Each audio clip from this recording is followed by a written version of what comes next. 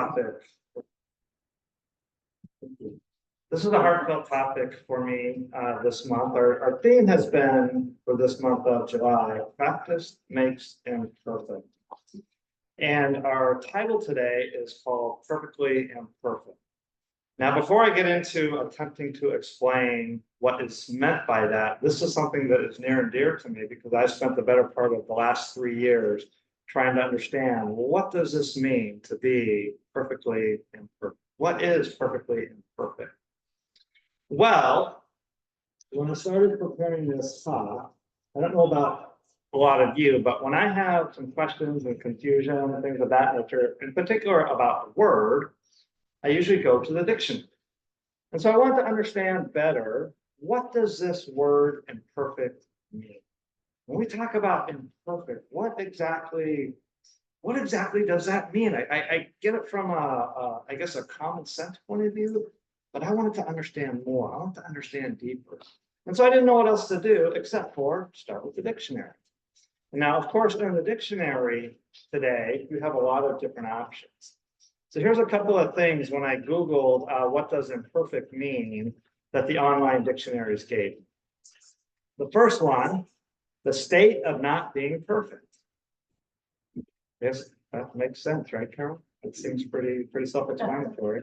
A second dictionary I found says that imperfect is something that has flaws, errors, or problems. And that confused me because if everything is perfectly imperfect, if we say that everything is God, God is all there is, how can it have flaws, errors, or problems? So my research continued, and I went to another dictionary. How many of you have heard of the Oxford Dictionary? Okay, a few of you have. Well, this was the online version of the Oxford Dictionary, and this is probably my favorite definition of what it says for the definition of imperfect. Are you ready for this? It says, and I quote, the opposite of perfect. All right, okay. That helps a lot. Thank you, Oxford Dictionary. So if you ever want to know what something is, just say it's the opposite. All right, Oxford. Now, I was not satisfied with any of this. So in my quest to continue to understand what does this mean, imperfect, Spirit does what Spirit always does. Same with helping me to write and publish that book. Spirit nudged me.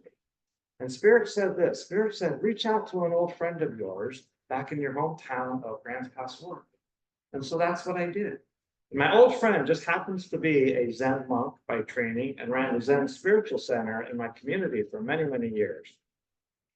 Now, we began chatting by Facebook Messenger.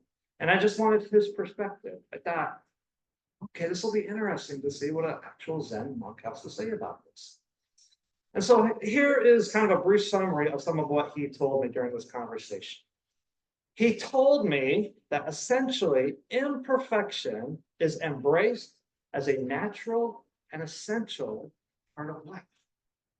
Oh, I thought that was pretty cool. That's way better than the opposite of perfection. And that part really got to me. It really blew my mind because what my friend did not know is that I was preparing this talk and that I had access to our Science of Mind notes that were saying something very similar. But this is what he also told me from a Zen perspective, that imperfection signifies the inherent beauty and authenticity of something. Oh, that's pretty cool. Including the present moment. And this is where it gets crazy, encouraging acceptance of oneself and the world as they are. Pretty neat. Now, one more thing he mentioned to me. He mentioned to me something called wabi sabi. Has anyone ever heard of this? Okay, we have one person. Anyone? Carol, you've heard of wabi sabi? Now, the thing that was interesting and fascinating for me about this part, wabi sabi is a Japanese term from Japanese culture. And I lived in Japan. I've been to Japan. I've been to Zen temples. I've studied the Japanese language and culture. I'd never heard of wabi sabi. And I'm like, what the heck is this? And so he told me this about wabi sabi. It means to find the beauty in the imperfect, the impermanent, and the incomplete. Now, one thing that is unique to Japanese culture is they find beauty in the simplicity of everything. What a very simple but yet beautiful thought. Wabi-sabi. Can you imagine what kind of world that this would be if we all practiced wabi-sabi to find the beauty, in the imperfect, the impermanent, and the incomplete? And then one last thing he wrote on our Facebook chat. He said to me that by accepting imperfection, one learns to let go of striving for an unattainable ideal and instead finds peace and contentment in the simplicity and truth of the here and now. Now, as I'm processing all of this is starting to make sense. I'm like, I like this more than simply the opposite of perfect or having flaws or anything like that.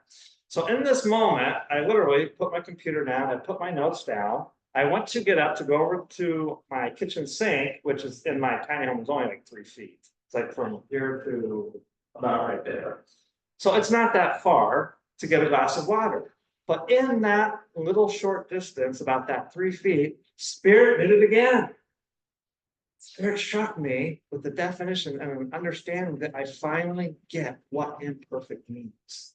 And to me, it became crystal clear in that moment what Spirit guided me to, that imperfection means acceptance. Acceptance. And thus, our title this week, again, Perfectly Imperfect, really came to me on that day to mean the art of acceptance. Acceptance for who and what we are, and acceptance for who and what another is. Now, what blew me away is because after that happened, I sat down and I reread the Science of Mind notes again. And this is what it said for this week. When the goal of practice is perfection, what we are really doing is suffocating our experience, cutting it off from that life-giving essence. However, if the goal of practice is not perfection, but to recognize the beauty and possibilities, wabi-sabi, available to us in imperfection, in other words, acceptance, it used that word, then we begin to create an expansive experience of life. Now, I don't know about you, but that's absolutely what blew me away. Can you see the connection between wabi-sabi and what our Science of Mind said and what my friend, former, still a Zen monk, but doesn't run the center anymore? But how much in alignment those two ideas were. Okay, now I'm feeling content. I'm feeling satisfied with this idea of imperfection. I sense I have a good understanding of what it means. But now what? Now what do I do with this? Where do we go from here? To answer that question, I once again turn to our Science of Mind philosophy, which for this week states this: by embracing imperfection and living authentically, we align ourselves with the truth of who we are. The truth of who we are. And what if the truth of who we are is trans? Or what if the truth of who we are is bi? And experience a profound sense of joy and fulfillment. We recognize that life's imperfections are not obstacles, but stepping stones towards our own growth and development. And so I continue to read and study more because now I'm getting fascinated. Okay, what else does Science of Mind tell us about this? What else does Science of Mind teach us about this? What else can there be? And so as I did more research into our Science of Mind philosophy and our notes from this week, I saw that it expressed 3 key things when it comes to this idea of perfectly imperfect and acceptance. The first one, it said, was to recognize imperfection as a pathway to self-discovery. Everything is perfectly imperfect. Nothing is right, so that everything is right. And Science of Mind then said, rather than striving for an unattainable ideal of perfection, we shift our focus to embracing our imperfections as opportunities for growth and self-discovery. By recognizing the inherent beauty and potential in our flaws, are there really any flaws? We open ourselves up to a journey of self-exploration and transformation. When we practice perfectly imperfect, We begin to see everyone and everything for who it is and for what it is. When we practice imperfectly perfect, we begin to see ourselves for who we really are and what we are really capable of.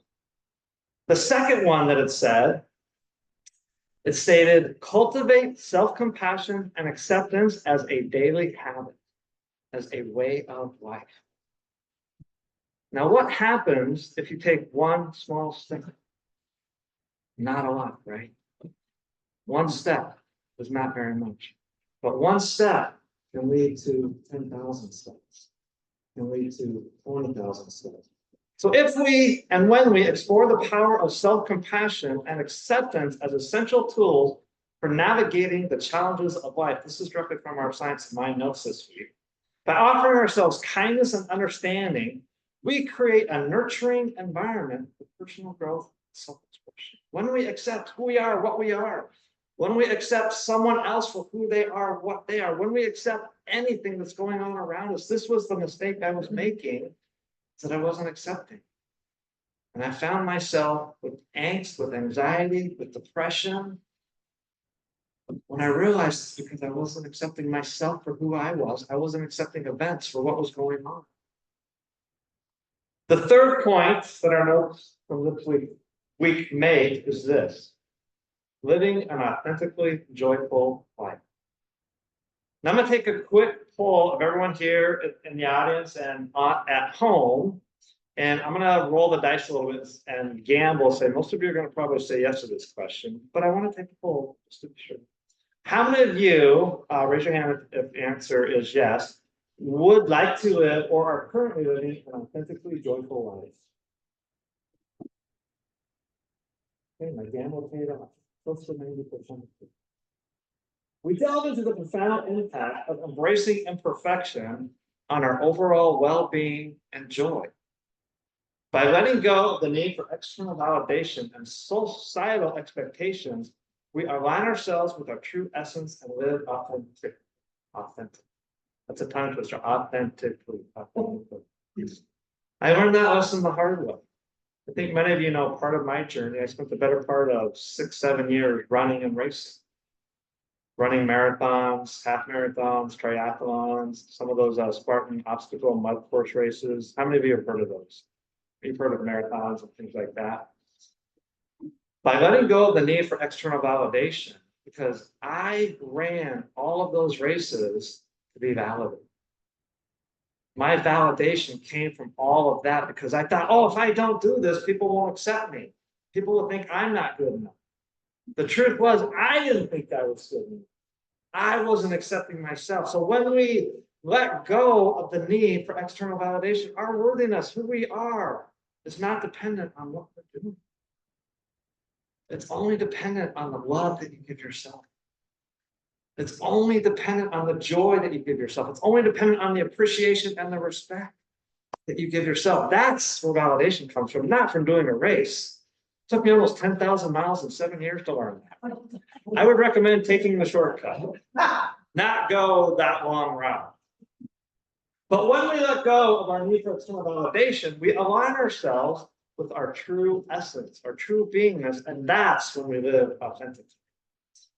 Embracing our own worthiness, our own self-beingness, allows us to cultivate a sense of freedom, self-expression, and joy that arises from when we are living in total acceptance of who we are, of who my neighbor is. Now, some of you might know, last week I had the opportunity to travel down to Austin and visit their Centers for Spiritual Living. And when you have a long car drive, what's one of the things you do? You listen to podcasts. And so I was listening to a podcast, and it asked a very interesting question. And when I first heard the question, I actually didn't know the answer. I've been studying here for 5 years, and I thought, oh, I should know this right away. But it took me a second to get there. So the question was this: what does it mean to be happy? Ah, see, some of you are like, oh, that's a good question. Now let me take another poll. Show of hands real high. Hold your hands high. How many of you want to be happy? Okay, I see some. Come on, Philippa, get that hand up there. I see it. Everybody wants happiness, but what does it mean for you? Again, I took a 7-year journey to understand. So I recommend taking the shortcut. The happiness for me has come to mean the idea of acceptance. But acceptance starts not out here. Acceptance starts in here. And it took me another couple of years to learn that. Cultivating acceptance, or what our Science of Mind states for this week, perfectly imperfect, so that you, again, as I've already mentioned, can practice the art of self-love and compassion for yourself. But also, this is critical. When you accept who you are, starting with you, and you begin to accept the world around you, you get to move forward in life. This is the beautiful part. Not from a place of fear, not from a place of anxiety, but from a place of peace, from a place of love. Because you know your validation, your worthiness as a person is not dependent on what's going on around you. It's just a matter of what's going on within you. To solve the crisis going on within you, step 1, recognize acceptance as a way of life. Now, again, studying more of our Science of Mind textbook this week, Dr. Holmes teaches that when we resist, it creates obstacles in the flow of life. Go figure, that's what I was doing. Like I said, 7 years, I don't know how many miles, how many hours, out of fear. Because I thought if I don't do this, people won't love me. I won't be worthy. I'm not good enough. I was resisting who I was. By accepting situations as they are, we allow the natural order of the universe to work through us, leading to, are you ready for this? Happiness, according to Dr. Holmes. That blew me away too. I will allow yourself, of course, to come up with your own definition. But that's what Dr. Holmes has said, and that has been my definition. Now, I spent the past, 12, 13 minutes or so trying to convey this idea of acceptance and what it means to be perfectly imperfect. But I think one of the best ways to do this is to share a real life story with you. And Dell, just for you today, I'm not going to start it with once upon. I'm going to start it with about a month ago.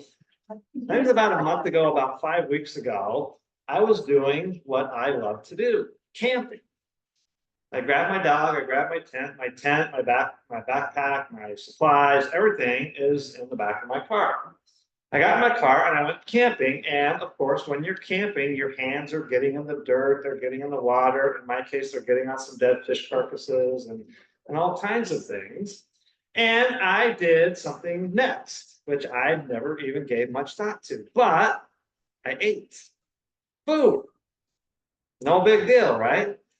Well, jump ahead about 24 hours, and I was whisked off to the ER in an ambulance.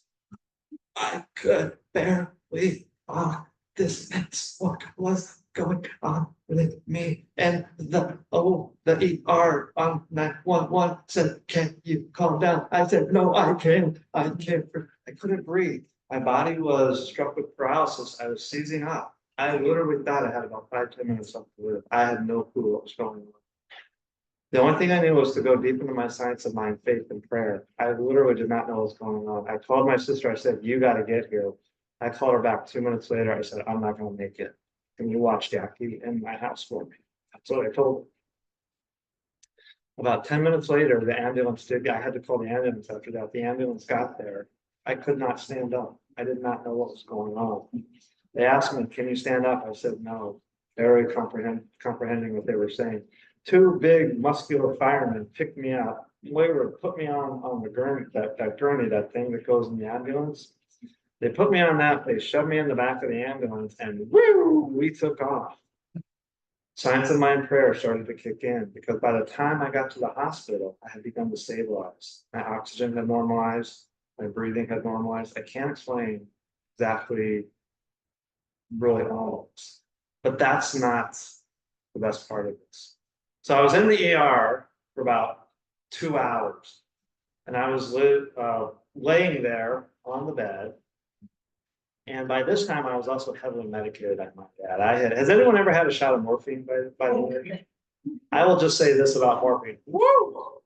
That stuff works. So I'm heavily medicated on morphine and some muscle relaxers, just very calmly, peacefully laying there. I begin to stabilize, but I still felt a lot of stress in my body. And then about 2 hours, I can't explain it other than this, that everything we learn in Science of Mind in that moment worked. A word that I like to use that makes more sense in the everyday world is the word miracle. In that moment, as I lay there on a hospital bed, I finally, for the first time in my life, knew who I was. That I am perfect, I am whole, and I am complete. And not only that, I accepted who I was.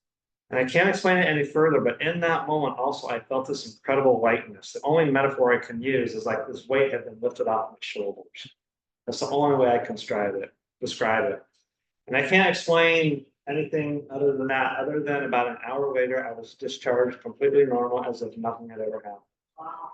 And in that moment, when I realized who I was, and that it's about accepting myself wholly and unconditionally for who I am, this is the even crazier part about it.